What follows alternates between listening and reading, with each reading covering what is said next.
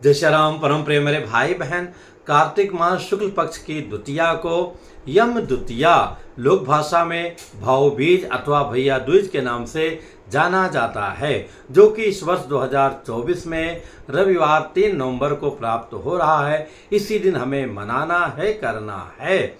इस पर्व के विषय में जो निर्णय आया है, मध्याह्न व्यापनी यानी कि दोपहर के समय में अवश्य होना चाहिए। तो संयोग से 2 तारीख की रात्रि में ही लगभग 8 बजे पूरे देश में द्वितीया तिथि प्राप्त हो जाएगी, जो कि 3 तारीख की रात्रि में लगभग 10 बजे के आसपास जो भी समय है, यानी कि पर्याप्त रूप से हमें ये प्राप्त हो रही है। तो रविवार 3 नवंबर 2024 को भैया दूज भाऊबीज का पर्व हम लोगों को मनाना है।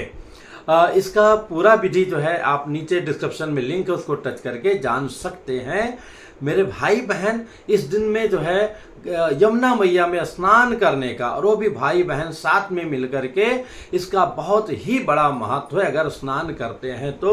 और यमुना जी कहाँ की? हमारे कन्हैया जी की नगरी मथुरा की। इसीलिए जो है वहाँ पर जो भी भाई बहन हैं असंख्य संख्या में प्रतिवर्ष जाते हैं। जीवन में एक बार तो हमें अवश्य जाना चाहिए। इस दिन हमें और क्या क्या करना चाहिए? तो भैया मेरे, पूजा का तो पूरा दायित्व हमारी बहनें संभालती हैं।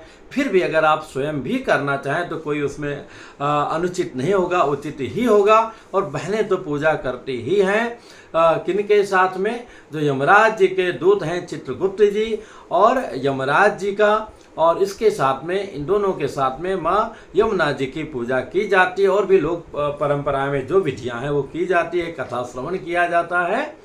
लेकिन भाइयों को कम से कम अगर और भी कुछ नहीं कर सकते हैं तो भगनी गृह भोजनम, इस दिन अपने बहन के घर जाकर के हमें अवश्य भोजन करना चाहिए। अपनी सगी बहन ना हो, सौतेली बहन हो, दूर की बहन हो, कैसे भी जो अगर आपका संबंध है बहन का, तो उसके घर में जाकर के हमें भोजन करना चाहिए। इससे यमराज जी बड़े ही प्रसन्न होते हैं। इसकी पूरी कथा भी उस लिंक में आपको प्राप्त हो जाएगी।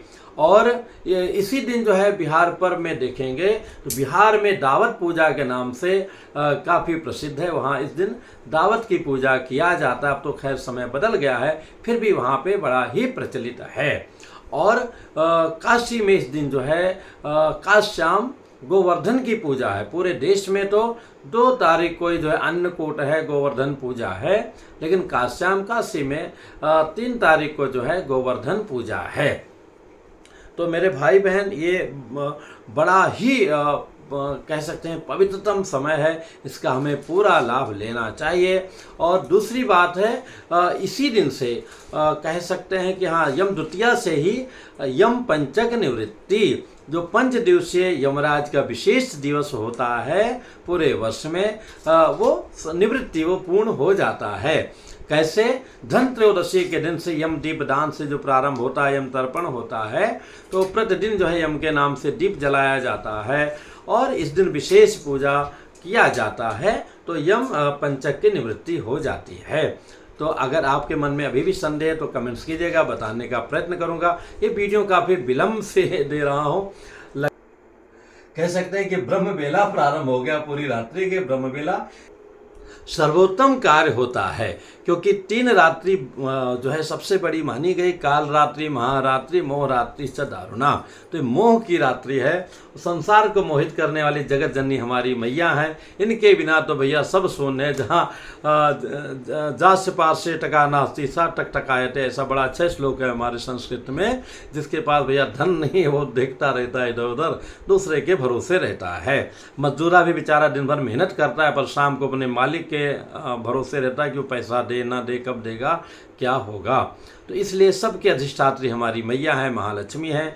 निश्चित इनकी उपासना करना चाहिए और इनकी कृपा से जो भी धन हमारे जीवन में आता है, हमारे भाग्यानुसार, कर्मानुसार, उसको हमें बहुत सोच समझ करके उसका निवेश करना चाहिए, उसको खर्च करना चाहिए, दुरुपयोग नहीं करना चाहिए। और अपने देशवासियों के लिए तो बहुत ही खुशी की बात है कि शेयर मार्केट भी जो है जय जय सिया राम बहुत ही उच्च स्तर पर है। हर प्रकार से पूरे देश में खुशी का वातावरण है। आप सभी का जीवन मंगलमय हो।